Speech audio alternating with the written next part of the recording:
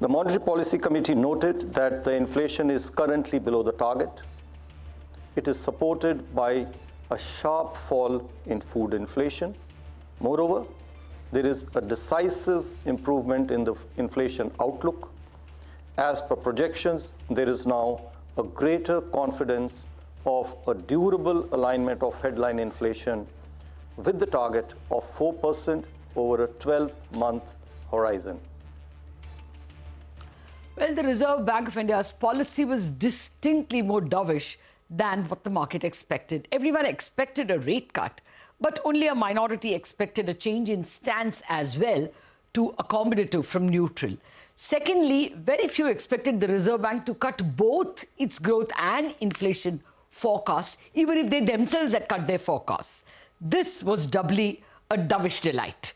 Thirdly, post the press conference, some in the market are veering to the view that the Reserve Bank may take the repo rate to as low as 5/4.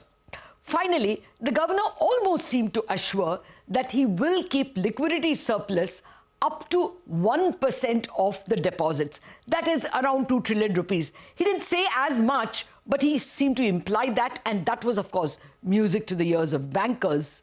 Now, with that preface, let me invite four experts to give us their takeaways from the policy. I have with me Mridul Saggar, former member of the MPC, former RBI Executive Director; B Prasanna, he heads Treasury and Global Markets at ICICI Bank; and Samiran Chakrabarti, the Chief Economist at Citi India. In a bit, we are also going to be joined by the country's biggest banker, the SBI Chairman, Mr. CS Setty. But for the moment, Samiran, Prasanna, Mridul, thank you very much for joining me. Samiran, may I begin with you? Would you have read it like I read it, that the governors almost gave it away, that the terminal rate may not be 5.5, but even lower? Thanks, Latha. We live in a world of uncertainties, so it's difficult to talk about terminal rates in that sort of an environment.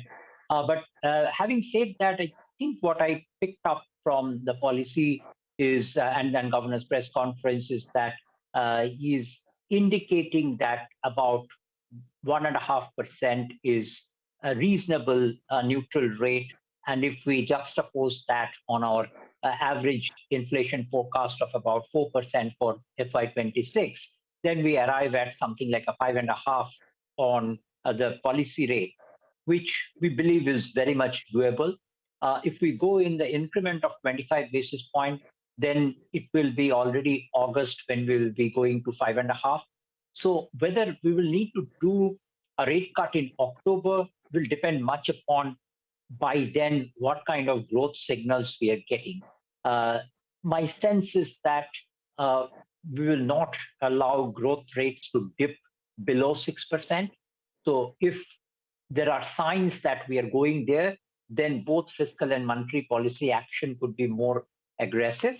But otherwise, we would probably pause at 5.5 and see how the rest of the things evolve.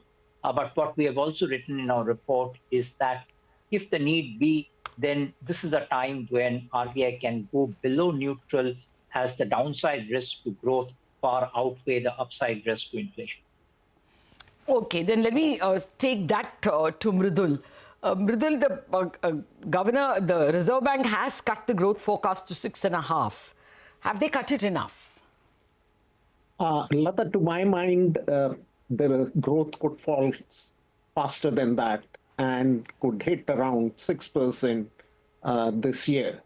So that would be an optimistic sort of growth projection, because what we are seeing is some sort of a global shock, which is not ordinary. I mean, I haven't seen this kind of a shock after the Nixon shock of 1971, where gold convertibility was stopped. So on the trade front, this is a very, very serious issue. China has just levied a retaliatory tariff of 83%. So the currency war and the trade wars are tariff wars are going to accentuate. So we do not know how the new global order will emerge, how it will get really settled, the whole thing. And by then, how much damage to the growth it may cause. So on an optimistic front, I think if we do 6% in the coming year, it should be fine. Indian economy could probably stand out among other peers and stuff. It's hard for the central bank to upfront guide a very lower growth rate because at the moment it's not in the data. So you would unnecessarily sort of influence the expectations. But I think the policy announcement in the sight of, given that you had a cumulonimbus clouds gathering, I think governor has got it right, and he has actually given a clear guidance in sort of making it accommodative in terms of stance. And he has managed the expectation without really raising the expectations too much, because markets otherwise go well ahead and crunch numbers about the policy rates, as you were saying. They will price it in the asset prices very quickly. Then let's get to the market expert. Prasanna, what has the market priced in, and what is your own view? Would you also agree that in this cycle, a 5-quarter cannot be ruled out? Or is actually likely? No, a lot of us have been working with a shallow rate cut cycle up to 6%, and it was very recently that we moved from a 6% repo to a 5.5%. And by the way, our outlook for today was also a 5.5 and a stance change as well. So to that extent, it was as per expectations. But then a couple of things which was a welcome surprise was a decisive method and way in which the governor communicated the change of stance, very clearly indicating what the stance means for the rate trajectory going forward. The other positive was a clear method or way in which he spoke about liquidity and the focus on system liquidity, which he has made in the statement rather than durable liquidity, which gives you the comfort that even if government balances were to be high, the RBI will take care of the system liquidity and hence the banking system surplus. And the third was his acknowledgement that inflation has very clearly come into a durable alignment of headline inflation to the target of 4%. So I think these three were the welcome surprises. And so we still believe that it is 5.5, which is where we believe they will reach by, say, August to October. And this is notwithstanding the global turmoil. And actually, to just add on to what Mridul sir's point was on asset prices pricing in fact, I do feel that the governor was as clear as you can get. And if the global volatility was not there, the bond yields would have fallen even more today. Oh, exactly. Why don't you take us through that as well, Prasanna? What is constraining us is not the Reserve Bank's policy, but the fact that US yields, after touching 3.9, the 10-year went back to 4.5, almost 4.5%, 4.4, when the governor was making his speech. So do you think that the constraint for the cost of capital in India will not be so much Reserve Bank, but the fact that, y'all are looking over your shoulder at US yields? So I would just say that it's not going to be a negative impact. It's not as if that because US yields are going to go up, the cost of capital is going to go up for India and Indian companies. It's just that the salutary impact of what RBI is doing, the benefit of that is not going to be fully felt till the time the global turmoil kind of blows over. And the fact of the matter is that when people are doubting US dollar as a safe haven, while I don't believe that it's a sustainable thing, but whatever is happening is giving rise to question every historical market facts and occurrences. And when that happens, and there is a lot of repricing which is happening, and we have never seen in this kind of a scenario where US dollar weaken and bond yields go up. Typically, those are the ones which benefit out of a crisis kind of a situation. But since this is possibly can be placed at the door of US, maybe to that extent, US is paying the price for it. But when the turmoil gets over, when it gets settled, we'll get the benefit. So to answer your question, Latha, I think the benefit of what RBI is doing will continue in the markets. But at the same time, you have to also acknowledge that there is some level, a little bit of uncertainty whether RBI will be able to do what it is said to do if the, the volatility and the turmoil continues the way it has been continuing. Absolutely. Samiran, that question to you. We are now looking over our shoulder, not just to where dollar index is, as Prasanna is saying, but also what's happening to the yuan. And the yuan showed a distinct devaluation. The PBOC's fixing itself was at, September 2023 levels. What's your sense, therefore, that are we in for ugly currency wars? And how does that impact India and impact policy? So it could be pretty quick that the tariff war gets translated into a currency war, because in the Trump 1.0 episode, we saw that the yuan moved almost 14% in a very short period. So there is a possibility that we see a repeat of that occurring, although the circumstances today are very different. The extent of tariffs that we are talking of is very different from that period. Now, question for India would be to what extent India follows the yuan movement one for one, or would we have some sort of flexibility in addressing these issues? We will not join that currency war, so to say, because what might at least theoretically occur is that if India does not depreciate as much, in a negotiation with US, that might turn out to be a slightly more favorable backdrop for us. So this balance will have to be struck. But at this point of time, the 40-country RER for INR is bang in the middle of the range that we have historically seen. So from a valuation perspective, we are starting off on a very neutral footing. We have the possibility to move either way, depending upon whether we need to support the exporters or we need to have a better bargaining position in that US trade negotiation. I don't know what the negotiators are even looking at.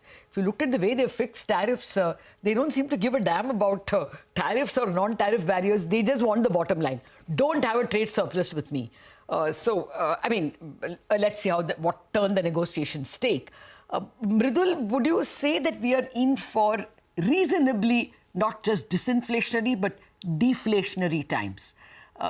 Considering that there is excess capacity in China, and even without probably counting that, the Reserve Bank throughout this calendar 2025 is forecasting no time when the inflation will go above 4%. They have sub 4 for all the three remaining quarters. So do you think we will be in for an even worse deflationary shock? I would hesitate to say we would be in deflationary shock. Yes, disinflationary, definitely. And we could go down below 4 for sure. But disinflationary would require a massive kind of a global commodity price fall. Today, obviously, Brent crude is trading at almost 58.58.5. So it looks like we are heading somewhat in that direction.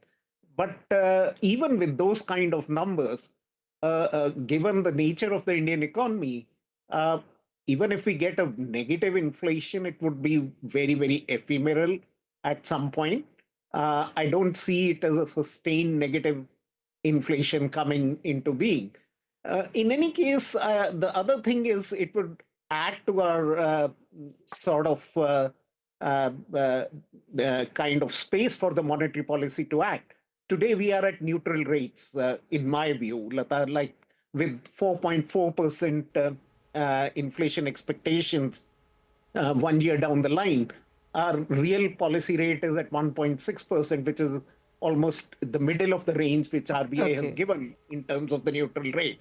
But we can go accommodative from anywhere between 50 to 150 basis points, depending on how the multiple equilibria evolve in this setup. Okay. Well, we have to come to the close of this conversation. So some rapid fire. Mridul, what is your biggest fear for India from this, ongoing trade and currency war? Very briefly. So if the world gets divided into two trade blocks, for instance, I think it won't really help India. So we have to sort of manage this process, and we hope that in due course things get resolved, and we would be back. No, quickly, I don't have so much time. Your biggest fear is that we get hurt if there are two trade blocks. Yeah. Samiran, your biggest fear, what does 2025 can hold? Uncertainty. Oh, okay. Yeah, that is there every day. We are so scared to even write a headline. Prasanna, what range will you give for both 10-year, for the say for the end of the year? I know it's a long time, and for the currency. So I think currency is possibly the relatively easier part. There is a depreciating bias, Latha, as long as there is going to be a tariff war, there is going to be depreciating pressure on yuan and all the EM currencies. So while the dollar will weaken, it will weaken against the developed market currencies, and the EMs will continue to weaken against the dollar. I think that's one part. And on the bond deals, again, I think it's going to be a gradual move lower. Like I said, if there is a comfort that US market dislocation and bond deals in the US are not going to go out of the whack, then I think we can be a little bit more confident of the downward part towards interest rates. But I'm still willing to say that this quarter we will see yields heading towards 6/4. Okay. Well, out of time, Mridul, sub 6% growth possible? Possible, but at the moment baseline looks like 6 to 6.2. Okay. Samiran, same question. So our baseline is 6.3, but we have said another 30 basis point downside risk if tariffs are more permanent in nature. Okay, I think then both of you are in the same terrain. Thank you very much. Unfortunately, out of time. And in any case, new questions and new issues are going to be thrown up by the hour. So we will touch base with you. Thank you very much, Prasanna, Samiran and Mridul, for giving us a quick take, not just on the policy, but also on this terribly uncertain environment in which we find ourselves. We have to go into a break. Don't go anywhere. We're going to be joined by the biggest banker of the country, State Bank of India's chairman, CS Setty.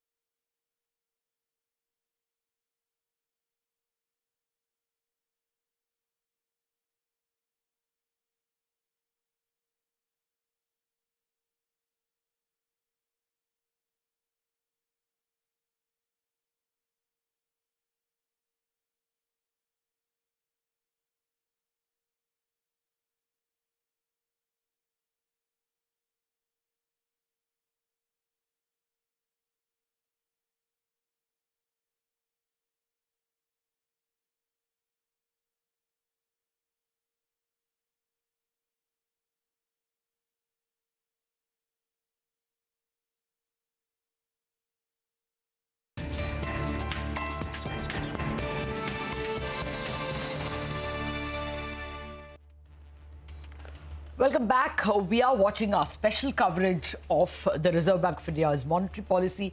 We just spoke to some economists, but now we have the country's biggest banker, State Bank of India Chairman, Mr. CS Setty. Mr. Setty, thank you very much indeed for joining us. Well, much discussion came about transmission of rate cuts. It gets transmitted to loans because it's connected. Loans are linked to the repo rate. what is your expectation in terms of the first deposit rate cut? Does it happen in April? Thank you, Latha, for this opportunity. Yes, I think I've been watching your discussion. Obviously, the monetary transmission cannot happen only through the loans. Obviously, liability side, that is deposit side. Some transmission should happen. The extent of deposit rate readjustment or cut will depend on 2-3 things which are specific to a particular bank. One is what are their LDRs, high LDRs, probably there's only so much room the bank may be doing, and also the liquidity available to them internally. The LDR and liquidity are broadly related. And I think, but more or less in this quarter, most of the banks would be looking at adjustment in the deposit rates. This is our assessment. Okay. And Mr. Setty, sorry I'm interrupting. You are the best bet for the Reserve Bank in terms of liability transmission or transmission of rate cuts, because you all have a deposit franchise. You have salary accounts. Unlike younger banks who are depending on many of their current and savings account or current accounts at least coming from mutual fund deposits, you have stable deposits. You have, I think, the highest salary account. As well, I hear from the market that certificates of deposits have already started falling, probably by 1 percentage point. Bulk deposits have fallen. Have you seen that, bulk deposit rates falling? And therefore, I'm asking you, will you be able to manage a deposit cut in the month of April? In the rate cut cycle, obviously the first adjustment in the rates will happen on the bulk deposits, which we have seen even post 25 basis point rate cut. Okay. It might not have reflected very well in the March quarter because everybody was scurrying for deposits. But we have seen that the rates got softened on the bulk deposits. In terms of retail deposits, as much as it is both an advantage as well as in a way, it's a challenge for a franchise-based bank like ours, where we need to compensate our customers properly. So it is just not that we have a large franchise and we have a large deposit base we cut aggressively. I did mention, Latha, earlier also that the deposit rates for SBI is a combination of our requirement for deposits as well as compensating our customers adequately. Okay. I think that is something which we need to be careful about. Okay. So anyway, the key takeaway for me is that you are expecting cuts in April itself. Your depositors may be upset, but your investors will be happy that margins will perhaps be protected. But you think margin pressure continues for the April, May, June quarter as well? So I won't be able to talk about our margins, obviously, but in general, as the transmission lag is there on the depository pricing, because whatever interest rate reduction on the deposits will be on the new deposits which are coming in. We have this stock and flow concept, right? The stock will remain till the maturity. The flow gets repriced. So whereas the loans, particularly repo-linked loans, will get immediately repriced. Fair point. Lag will put some pressure on the margins, definitely. Okay, fair point, and that's everybody's problem, which is why we are, even though I am fundamentally a depositor, I keep talking like an investor. Let me come to the other banking-related announcements that the RBI made, which are more draft rules. I don't know if you had enough time because it was a bunch of draft rules that the Reserve Bank has put for consultation. There are gold loan rules, which is a consultation paper or draft rules. And there are rules on co-lending. First, the gold rules, are they stricter? Is there anything new about them? If you can even give us one or two. So I did go through quickly. I haven't had the time to really deeply analyze that, but I think it broadly looked like what Governor mentioned in his interaction, that it is more in terms of the conduct related to the gold loans business, number one. Number two, harmonization of these guidelines or the directions across the regulated entities. I think this is something what is coming out. And when we looked at our own compliance, I thought that more or less in terms of the limits, caps, assessment, auction. Most of the guidelines we are in compliance, which means that it is more in terms of standardizing the guidelines across the regulatory. Fair enough, fair enough. There were some bankers who said probably the Reserve Bank means that this 75% loan to value, which NBFCs adhere to while giving the loan, may not be adhered to during the life of the loan. You know, if the interest is calculated. So maybe that's what they're setting right, but that is still a matter of guesswork. What have you made of the... They did make mention about, you know, the LTV being maintained through the life of the loan, yes. Okay. Okay, so then that's certainly a new rule for NBFCs in particular. What about the co-lending? Do you think the fact that you can do co-lending not only for personal, for priority sector loans, but all kinds of loans, how does that change the terrain? So large bank like ours, obviously, you know, we will be sticking broadly. We haven't taken any decision as such, but I think our focus on co-lending has always been in terms of tying up with NBFCs, MFIs for PSL purposes. Okay. And I think that will continue. But if any small bank would like to expand their reach and expand the last mile connectivity through these NBFCs, I think this is a good opportunity to have non-PSL also in the co-lending. Okay. And finally, they've also announced new rules in terms of securitizing stressed assets. Until now, the ARCs were the kingpins of stressed assets. Do the new rules expand the terrain? I mean, do they bring in PEs and vulture funds and special situation funds? Is that a good move? It is definitely a good move. There are for two reasons. It's not only about new entities which will come in terms of buying these pooled assets.